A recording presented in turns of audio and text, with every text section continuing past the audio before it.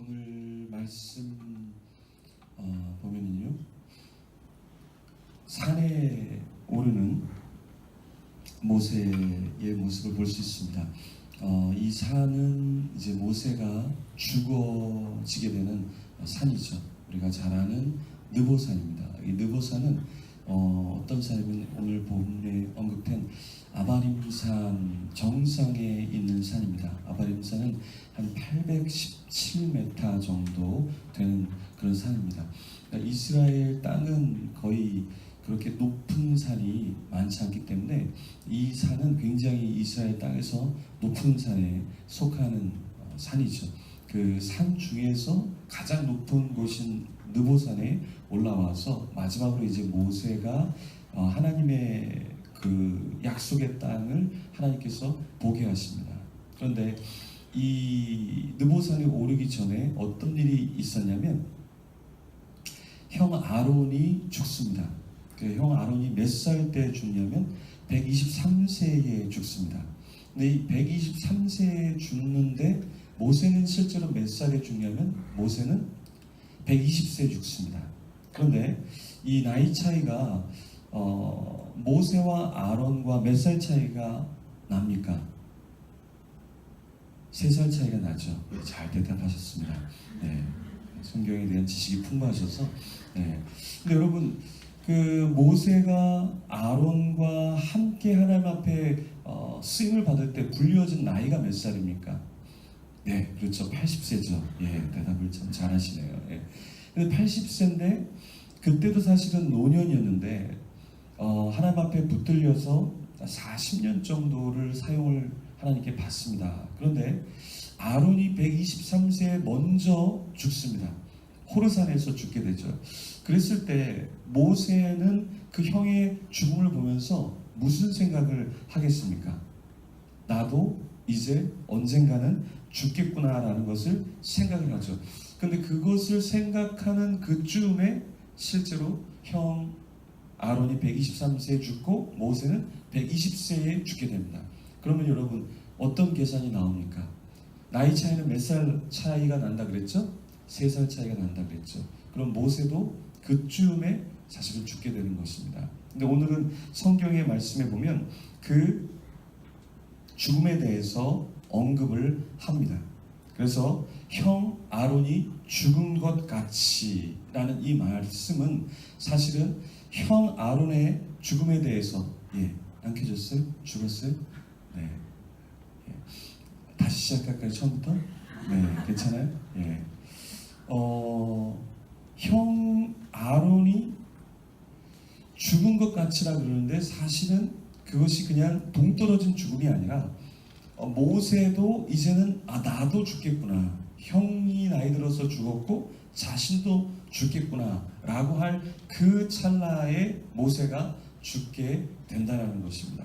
그래서 항상 우리가 이 성경의 오늘 본문의 이야기를 통해서 우리가 배워야 되는 것이고 우리를 믿음의 선배로 살아간 분들의 삶을 보면서 나도 저렇게 되겠구나. 나도 이제 죽어가겠구나. 나도 하나님께서 저렇게 사용하실 수 있겠구나. 혹은 나도 하나님 앞에 저렇게 징계를 받을 수도 있구나 라는 것을 우리가 생각을 해야 된다는 것입니다. 모세는 형의 그 죽음에 대해서 생각할 그쯤에 바로 하나님께서 데려가시게 되었다라는 거예요. 근데 그 데려가신 이유가 무엇입니까? 14절 본문에서는 신광야에 있었던 사건 때문이라고 이야기하고 있어요. 그 신광야의 사건이 무엇이냐면 가데스의 무리바 물 사건이라는 것입니다.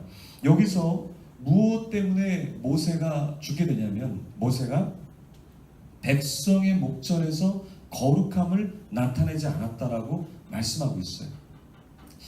하나님께서 모세를 죽이시는데 그 모세를 죽이시는 이유가 무엇이냐면 거룩함을 나타내지 않았다라는 거예요. 그러면 모세가 어떠한 부정한 것을 저질렀는가? 사실 모세는 그런 부정을 저지르지 않았어요. 근데 여기서 거룩함을 드러내지 않았다고 했는데 그때 모세는 실수한 것은 무엇이냐면 호렙산에서 바위를 친 것이죠. 그러니까 자기 마음속에 분노를 삭히지 못하고 그 분노를 밖으로 표출한 것입니다. 근데 하나님께서는 뭐라고 말씀하시냐면 그게 거룩하지 않은 거야.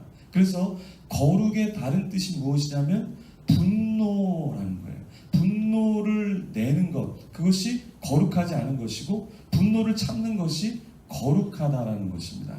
그래서 하나님 앞에서 우리가 거룩 그러면 어떤 정결, 어떤 분리, 어떤 구분 그런 것을 생각할 수 있는데 이 구절에서 하나님께서는 네가 백성의 목전에서 거룩함을 드러내지 않았다라는 것은 분노를 드러내면서 그 거룩함을 잊어버리게 됐다라는 것입니다. 근데 왜 하나님께서는 모세가 그냥 바위를 한번 때릴 수도 있지, 그죠?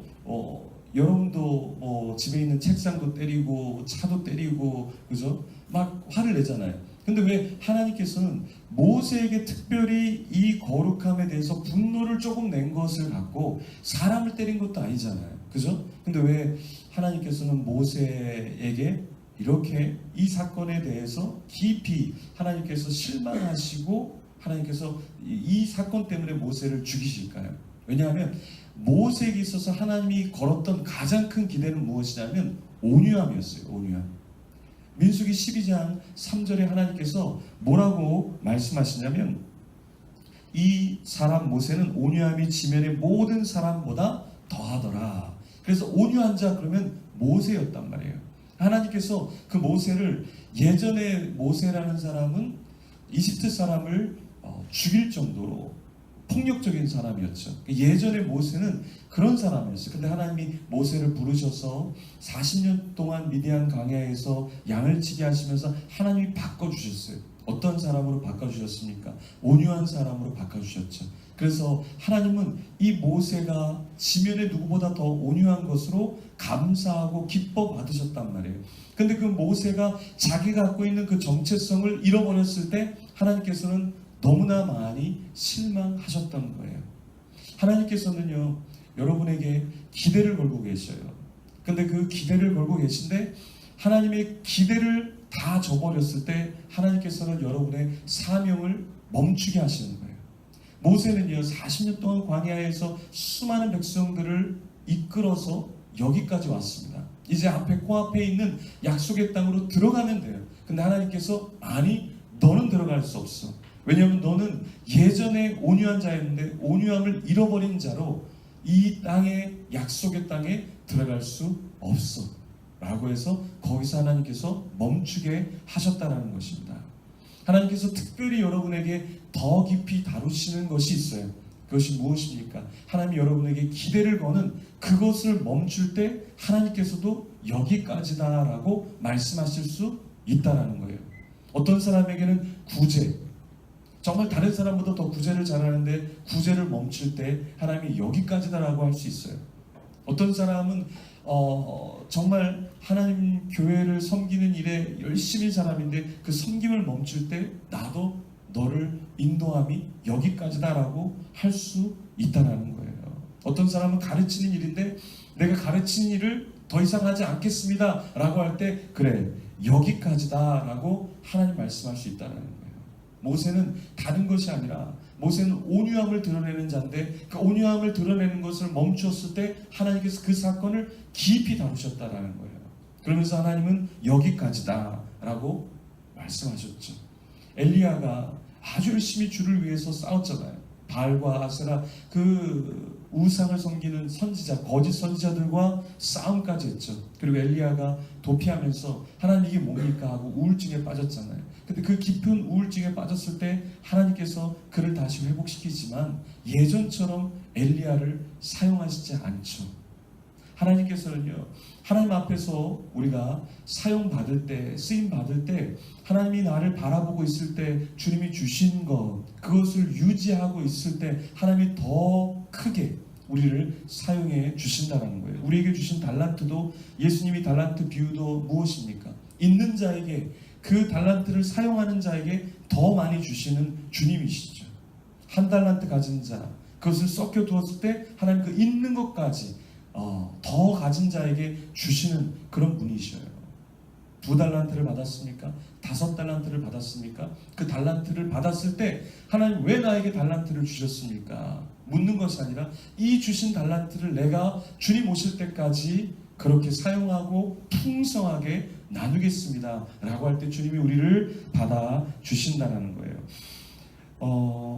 이 사건이 있은 뒤에 모세가 알아차립니다. 뭘 알아차리면 나의 삶은 여기까지구나. 그렇다면 하나님이 나를 여기까지 인도해 주셨다면 이 백성을 이제 하나님 누가 인도해야 됩니까? 바로 알았죠. 그래서 하나님께 여쭙니다. 그때 하나님께서 뭐라고 말씀하시냐면 눈의 아들 여호수아라고 지명을 해주셔요. 하나님께 여쭙고 하나님께서는 바로 모세에게 그래 잠깐만 기다려봐. 내가 좀 생각해 볼게. 이것이 아니라 바로 하나님께서 눈의 아들 여호수아를 지명하신다는 거예요. 왜 하나님께서는 여호수아를 지명했냐면 오늘 본문에서는 여호수아의 특징이 있는데 그 사람이 누구냐면 그 이유가 무엇이냐면 18절에 그 안에 영이 머무는 자니 여기 영은 스피릿이죠. 스피릿. 하나님의 영이 머무는다는 거예요. 그 언제 여호수아는 사실은 싸움하는 사람이잖아요. 모세가 손을 들어서 그 기도할 때에 여호수아는 아말렉과 싸움할 때 제일 앞에서 칼을 든 자잖아요. 근데 어떻게 해서 그 싸움하고 죽이는 자가 피 흘린 자가 어떻게 하나님의 영에 감동이 되어서 하나님의 영이 그 속에 있느냐는 겁니까? 출애굽기를 잘 읽어보면 33장 11절에 이런 말씀이 있어요. 사람이 자기의 친구와 이야기함 같이 여호와께서는 모세와 대면하여 말씀하시며 모세는 진으로 돌아오나 눈의 아들 젊은 수종자 여호수아는 회막을 떠나지 아니하니라. 젊은 수종자 한 명이 있었어요. 그런데 여호와 하나님 앞에서 떠나지 않은 거예요. 모세는 하나님을 대면했습니다. 그러고 나서 대면한 뒤에 진으로 돌아갔어요. 그런데 여호수아는 하나님을 대면하지 않았어요. 그런데도 주를 향한 그 마음을 가지고서 회막을 떠나지 아니하였다고 이 말씀은 기록하고 있어요. 저는 여호수아가 어떻게 후계자가 되었는가 궁금했는데 이 말씀을 읽고 출애굽기 33장 11절 이 말씀을 읽고 이거구나. 하나님께서는요 회막을 떠나지 아니한 여호수아를 보고 계셨던 거예요. 그리고 그것을 기록하게 만드셨고 여호수아가 나중에 어떠한 인물이 될 것인지를 성경은 우리에게 말해 주고 있습니다. 하나님께서는 우리를 보고 계셔요. 지금 하루, 어제, 오늘 우리 앞으로 살아갈 하루하루를 주님은 보고 계셔요. 그리고서는 하나님이 그것을 기억하시고 우리를 사용하신다는 거예요. 영을 받아서 하나님의 영이 임하면 그 나오는 특징이 무엇입니까? 하나님의 영이 우리에게 임할 때 나오는 특징이 뭐예요? 사랑이죠. 사랑. 하나님을 사랑하는 마음, 백성을 사랑하는 마음.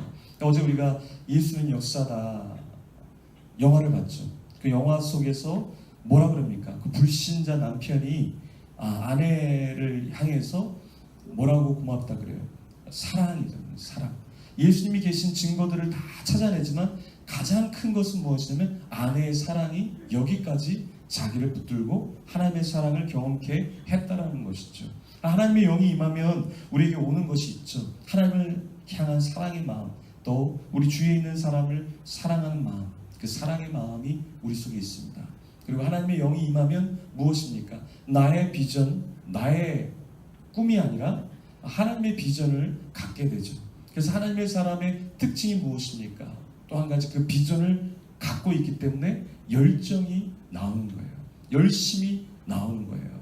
그리고 나의 일을 돌보는 것이 아니라 하나님의 일을 돌보기 시작한다는 것입니다. 하나님의 영이 임하면요, 우리가 세상에 다가오는 위협, 세상의 파도를 이겨낼 수 있다라는 거예요. 하나님의 영이 임하면. 제가 어제 함이랑 주애랑 같이 수영을 하러 갔는데요. 수영을 하러 갔는데 파도를 타는데 저는 이렇게 파도를 탈 때 물을 좀 먹는데 함이랑 주애는 물을 먹지 않고 파도를 타는 거예요. 그래서 차이가 뭘까?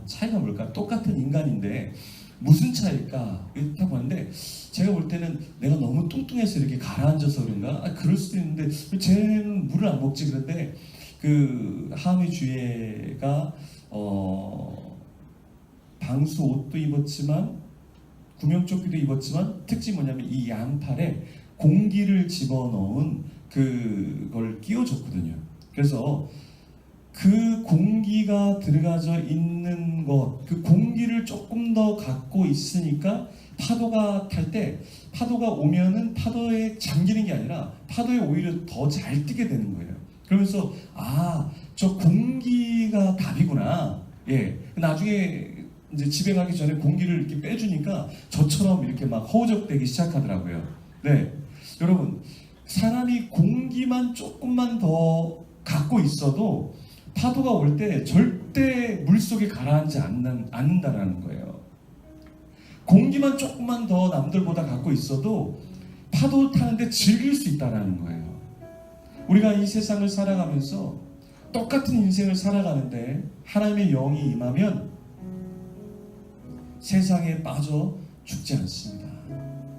오히려 세상을 우리가 공격해오고 어렵게 하지만 그 세상을 넘어서서 충분히 우리가 살아갈 수 있다라는 거예요. 하나님께서는 우리가 어떤 일을 하든지 우리 안에 하나님의 영이 임하기를 원합니다. 여러분이 음악을 하든 미술을 하든 교육을 하든 어떤 사업을 하든 제일 중요한 게 무엇인가? 우리 안에 하나님의 영이 있어야 한다는 거예요. 있으면 달라지는 거예요.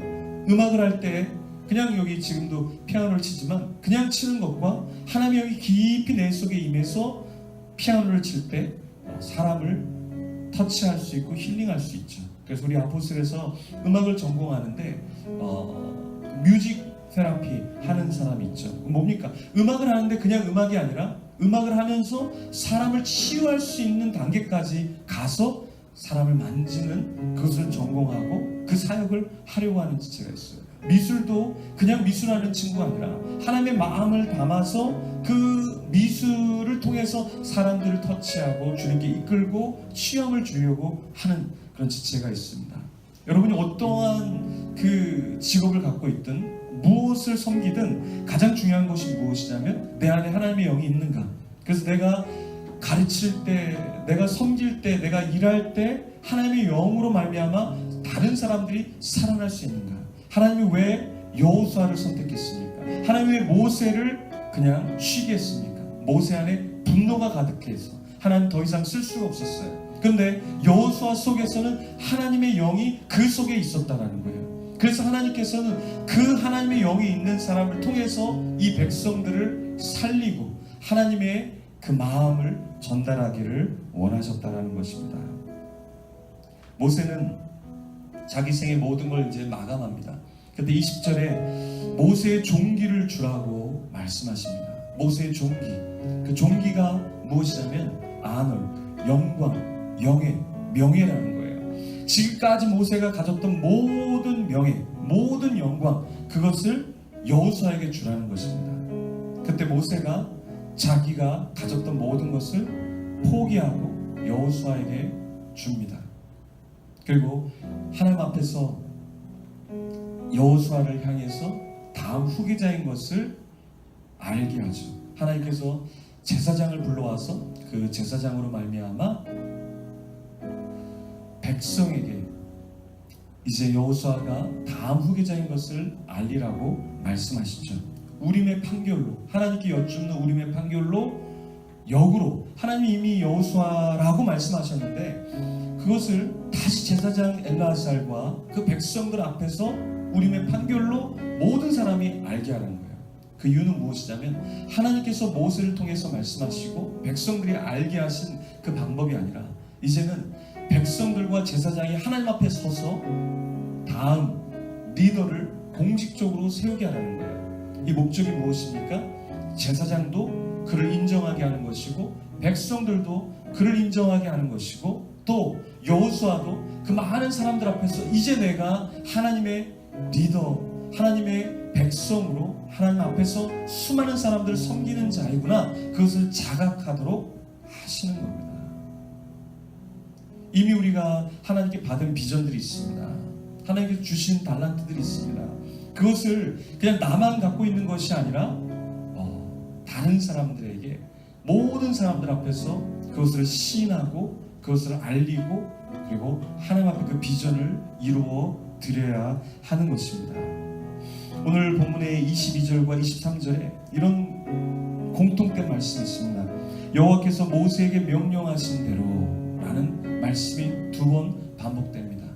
여호와께서 모세에게 말씀하신 대로, 명령대로. 모세는 하나님의 명령대로 하지 않아서 리더십을 잃었습니다. 그런데 여호수아는 하나님의 그 명령에, 하나님의 말씀에 순복하여서 하나님의 임재를 떠나지 않아서 결국 리더가 되었습니다. 리더가 되고 리더가 안 되고, 하나님 주신 사명을 감당하고 감당하지 않고의 차이는 무엇이냐면, 나에게 주어진 말씀에 내가 반응하는가 반응하지 않는가, 바로 그 차이라는 것입니다. 오늘 성경 22절 23절 말씀엔 여호와께서 모세에게 명령하신 대로, 이 말씀이 반복해서 쓰여져 있습니다. 우리에게도 하나님께서 이 시간에 말씀하십니다. 내가 너에게 준 말씀 있지, 너에게 준 부탁의 말이 있지, 너에게 준 것 있지, 그거대로 하면 너가 리더가 되는 것이고, 내가 너에게 준 달란트와 부탁한 것과 많은 것이 있지만 그것을 네가 뿌리치고 너에게 준, 다른 사람에게 준 것이 아니라 너에게 준 것을 네가 갖고 있지 않다면 너의 사명은 여기까지다. 주님께서 말씀하시는 겁니다. 여러분에게 주님이 이제 물질도 주시고 건강도 주시고 다른 사람 갖지 못한 그러한 열심과 그런 소명, 그런 비전이 있습니다. 그것을 주님을 내가 만날 때까지, 주님을 만나 뵙기 전까지 열심히 달려간다면 주님께서 여러분에게 그것을 다 이룰 수 있도록 해주실 겁니다. 그런데 여러분이 중간에 힘듭니다. 원망하고 불평하고 분노가 속에 쌓이고, 그렇다면 하나님께서 그래 여기까지다 라고 주님께서 모세에게 말씀하신 것처럼 여기까지다 라고 말씀하실 겁니다. 여러분, 오늘 하루도 주어진 이 하루, 앞으로 살아갈 날 동안에 하나님이 주신 것, 주님 제가 제 생을 다할 때까지 주님의 사람으로 하나님이 세워준 주신 그 리더십을 가지고서 평생 주님 앞에 살아가겠습니다. 그렇게 결단하고 그런 삶을 사는 아포스톨 여러분이 되기를 간절히 축원합니다. 우리 시간에 같이 기도하겠습니다.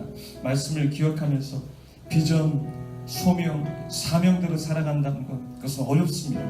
내 마음속에, 내 생각 속에, 나의 삶 속에 내가 스트러글하면서 노력하면서 힘쓰고 애써야 할 부분이 분명히 있습니다. 그렇지만 하나님, 내 모세와 같이 그렇게 하나님 앞에 분노를 발설하는 자가 아니라 하나님 여호수아처럼 주님의 회막에 머물러서 주님의 영이 임하여서 그러므로 말미암아 하나님의 사명을 다 감당하는 자 되게 하여 주시옵소서. 우리 말씀을 기억하며 주님 앞에 기도하며 나아갑니다.